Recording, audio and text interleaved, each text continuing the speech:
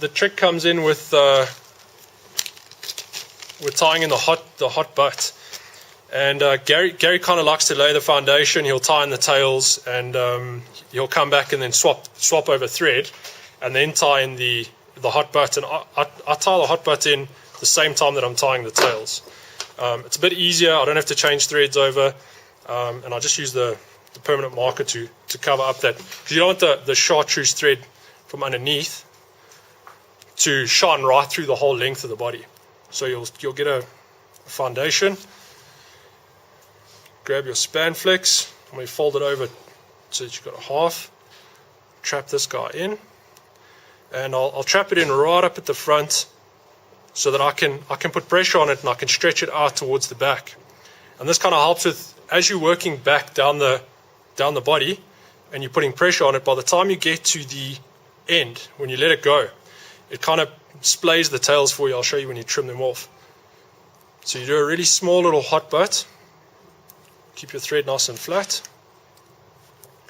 and you'll jump right back up to the top. If you can grab that little butt section, clear that off.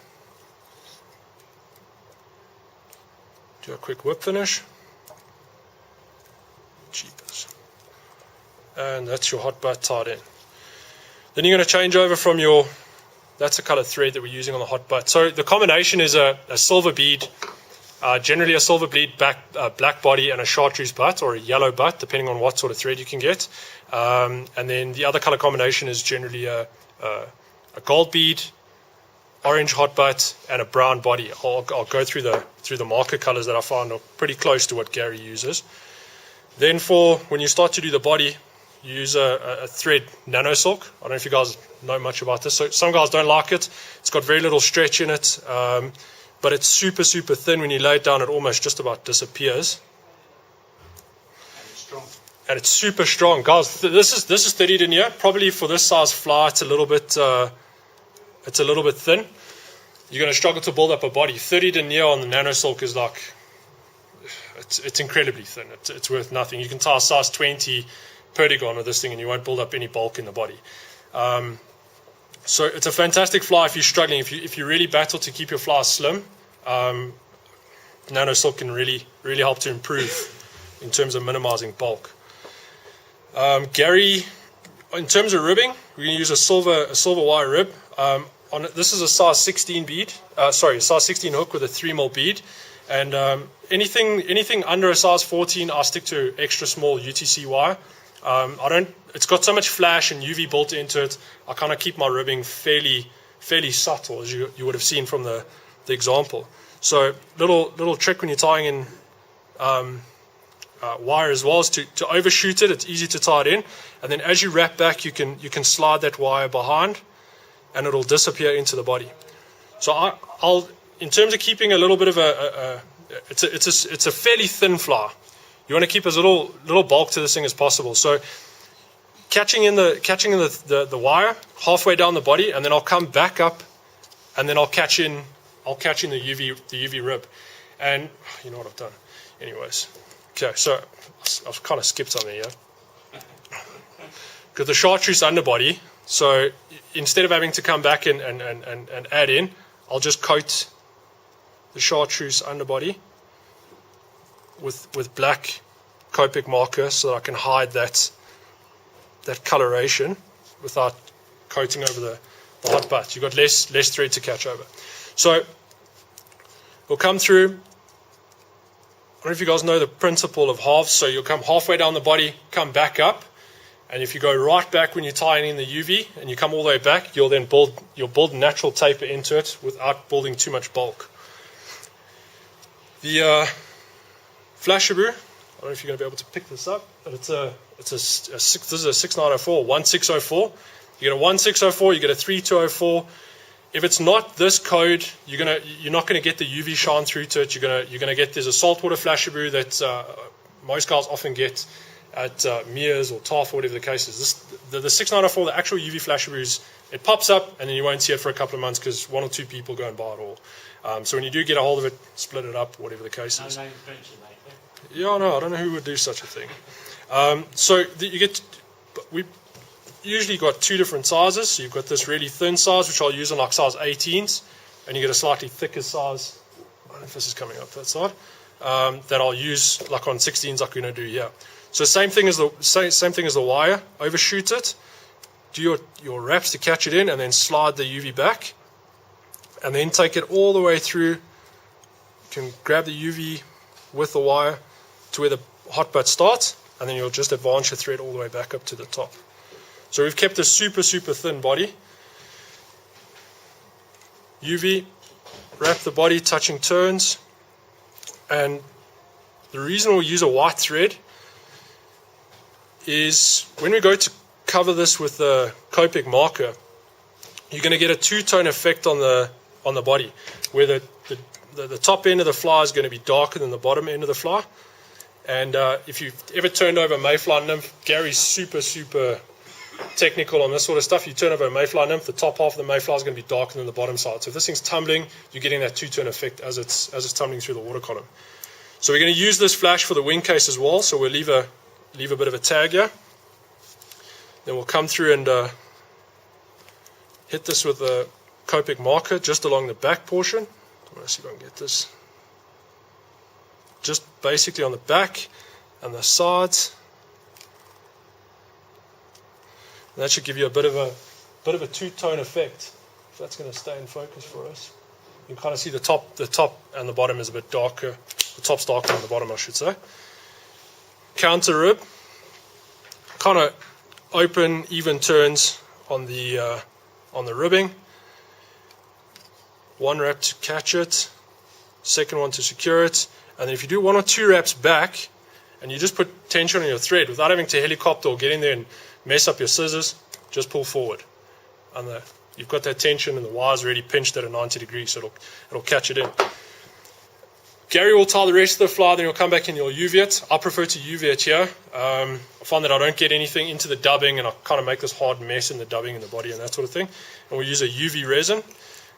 This specific one, for those that are taking notes, is the Solares Bone Dry. So it's an incredibly thin UV resin. That also, it dries completely tack free, and it's, man, this stuff, if you get this over the eye of your hook, you can basically just throw it away because you can't get it off again. You'll sit there next to the river and you'll be like, it just doesn't work. Then we hit it with a laser, and this thing sets UV super fast. So again, we won't coat it the whole way around, just on the back of the fly for durability. Pull the wing case back and kind of take the wing case third of the body's width, body's length. And then on dubbing, I'll chat a bit about dubbing. So this is the, I don't think we're going to see this on here either. This is the dubbing. I'm just going to hold it up. This dubbing comes from a guy in the Czech Republic, Jan Šiman. He does this really awesome peacock dubbing, this UV peacock dubbing. I think Rod's done a pretty good job at matching it up. I don't know where he's disappeared to.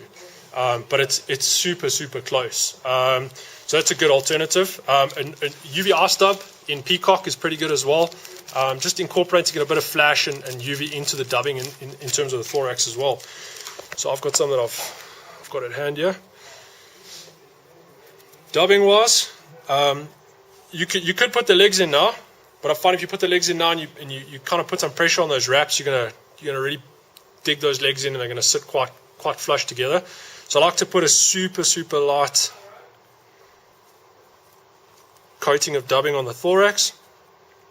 I'll just catch this dubbing in, tighten up that noodle, and put a very thin layer in. And that kind of just gives the Spanflex an anchor point when you go to set them in. So Spanflex, little trick, you can sit and fight it on the sides. I'm sure some of you guys have seen this. You kind of just take it around the thread, and you let the thread tension, you pull it right over, and the thread tension will hold those legs in for you. On the far side of the vise, you're going to have to just tilt it so that you've got some tension on there. You could make a whole wrap, but this is usually enough to lock them in, and then you can just do one wrap through. Just check that you haven't caught any of the legs like I did there. Completely caught that one. So 1 wrap through, that's 2 wraps, and that'll anchor it. And you should get, because you've got that dubbing, you'll see those legs will splay nicely. I don't know if you're going to catch that. So you'll see those legs kind of splay out at a nice 45. Then I'll come in and I'll finish off that thorax again, keeping it fairly sparse. I don't know if you've seen too many mayflies, but I'll chuck a picture up now of an old school type PTN, and I don't know, I've never seen an obese mayfly. It's just they always got this like quite a stubby thorax. It just like kind of steps up in a huge way, and it never really made sense to me.